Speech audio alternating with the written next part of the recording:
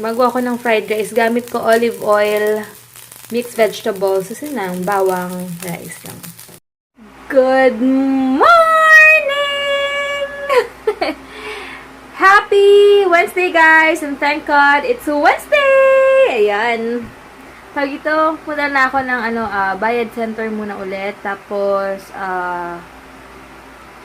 SM, kasi may kailangan ako i-deposit, kailangan akong bilhin, etc. Tapos, mamaya, sabi ko kay Heinz, since late na siya makakauwi kasi may laro siya, pupuntahan ko na lang siya dun sa Taguig. Kasi wala rin naman akong gagawin, kaya sabi ko, tsaka naawa naman ako dahil kaya ko naman mag-drive, malakas naman ako ngayon.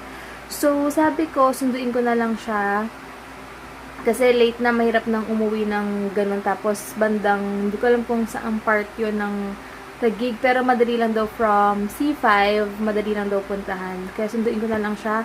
Hanapin ko, mag-waze na lang ako. Thank you so much sa mga tumulong sa akin kung paano pupunta dun sa Philippine Army Gym, Taguig, ayun. So, ayusin ko na yung buhok kong gulo-gulo, pero baka hindi na ako mag-planch, hayaan ko na lang ganyan kasi okay naman yung buhok ko ngayon. Medyo shiny-shiny siya dahil sa hormones. Salamat sa hormones, sa second trimester ko. Ayan, so, ayun, meron na ulit guys, kasi nagmamadali na ako, wala pala akong watch dito, mag-4 yata, mag-4 o'clock na, so, kailangan ko muna asikasuin yung mga dapat ko asikasuin, pero hinay-hinaylain, kakain na rin muna ako para busog ako pa na sa biyahe. Hey guys, ayan, sinandi mama yung itsura ng bahay namin. Grabe, parang hindi ako makapaniwala kasi parang dati lang, parang kontento lang kami ni Heinz sa apartment kasi syempre kahit na magbayad kami ng apartment monthly, basta nakabukod kaming dalawa lang talaga, willing kami. Pero alam niyo yun, si God sobrang mag-bless sa buhay mo. Pag talagang gusto ko niya i-bless, wala talagang makakapigil sa kanya, lahat as in. Kaya, nagpapasalamat ako sabi ko nga sa post ko, nagpapasalamat ako kay God dahil ginamit niya yung parents ko para i-bless kami.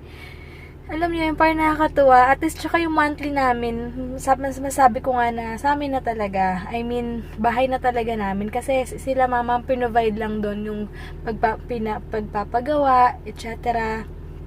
Tapos, kami na sa monthly. Pag once na nakalipat na kami doon, kami na magma-monthly, kaya nakakatuwa. Yung half ng monthly pala yon, kasi hindi pa siya napapasok sa pag-ibig, inaantay pa namin. Pero alam ko going 2 years na ata, hindi, 1 year pa lang yata kami nagbabayad or something, so meron pa kaming 1 year. Pero alam niyo, nakakatuwa lang, parang di ko in-expect, parang minsan nagugulat ako na parang may sarili na pala kaming bahay. Alam niyo yun, malaking changes sa amin, lalo na pinagpipray ko nga lagi, or namin ni Heinz every night, na pinagpipray namin na alam namin malaking changes to or adjustment sa amin kasi from Las Piñas to Cavite. Pero sabi namin, alam naman, sobrang trust lang talaga kay God yung nagpapa-motivate sa amin, or paano mo ko masabihin, basta parang yun na lang yung nagpapa-clear ng mind namin na si God binigay to. So alam namin na talaga sasamahan niya kami. Sabi ko nga, it's a long journey pa, pero alam namin na pag si God nagbigay ng blessing niya, siya ang hindi kanya papabayaan talaga, and He will provide talaga. So ayun, nakakatuwa lang isipin. Kaya sabi ko, wala na akong hilingin pa kasi alam niyo, sobrang blessed din ako at healthy ang baby dahil sobrang hyper niya lagi. Alam niyo yun, tas ilang months na lang, makikita na namin siya, tapos may bagong bahay. Sabi ko, ang may hiling ko na lang talaga, good health na lang talaga sa family namin. Yun lang, as in literal, walang kaetsusan. Hindi na ako naghahangad ng kahit anong material sa mundong to. Good health na lang talaga. Tsaka, yun nga, continue na masayang family.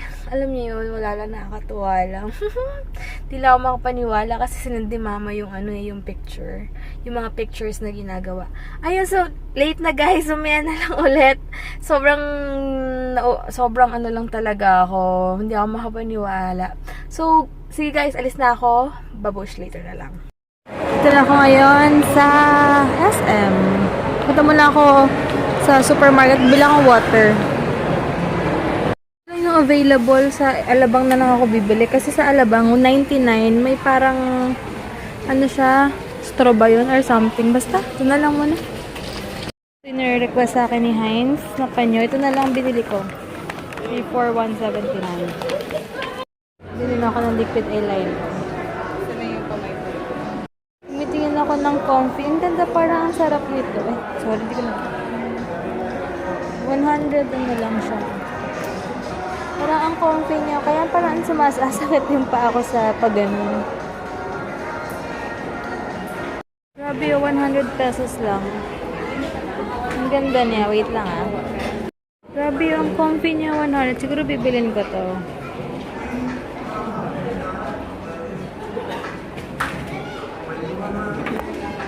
Yun o, meron pa dito. Ang gaganda o. Sabi ko kunin ko yung simple lang. Ito kasi may gold na ako eh. Ibang color naman.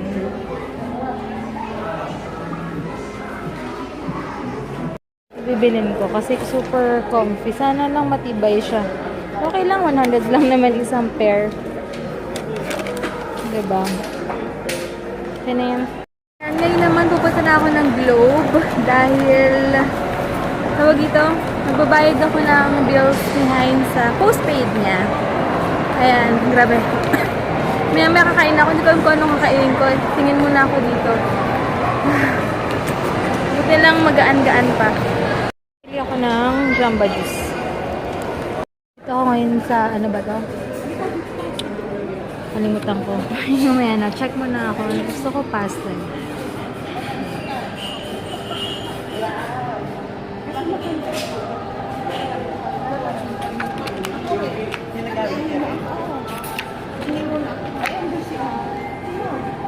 Dito ako sa Buko Buko Cafe.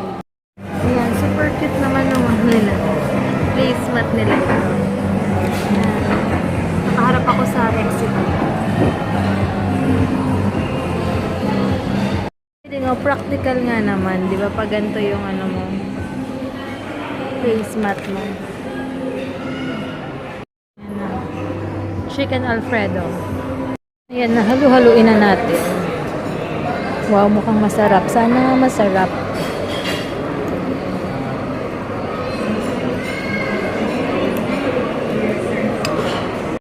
Hindi ko nagustuhan guys, sobra as in. Walang kalasa-lasa na pati yung marinated chicken nila as in wala. Sayang. Kung na ito iti-take out, ayaw rin ito ni Heinz. Iwan ko na lang. Take out na lang ako ng Jayco, tapos mag-drive-thru na lang ako sa McDo. Magka-fries na lang ako. Paalis na ako. Naku, ang lakas ng ulan. Layo ng parking ko. Yan, bumili lang ako ng payong. Buti may murang payong dito. 119 lang. Time check, 10:44. Grabe, alam niyo ba, mamaya ko ikukwento sa bahay yung pinagdaanan ko. For at least nakaraos, nakapunta dun sa Bayani Road na napakahaba. Naligaw pa ako, guys, hindi na ako mapuntang Makati. Basta, pag may time pa later, ikukwento ko. Hi, Jam! Hey! Tsaka in fairness, behave si Yugo. Kinakausap ko, sabi ko, baby, behave ah. Sabi ko kasi, talagang sobrang, alam niyo ba, yung habang natitense ako, power ito, habang natitense ako kanina, behave siya.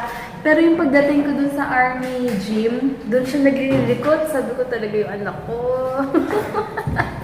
Nakakatuwa. Nakakatuwa. Teka muna sa kanila. Hey, hi. May ganda pala na ano dito. Just finished our basketball game. Tara sila, pero okay lang.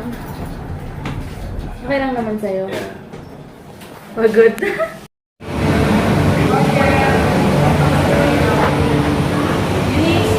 Working. Wait lang. Ganda.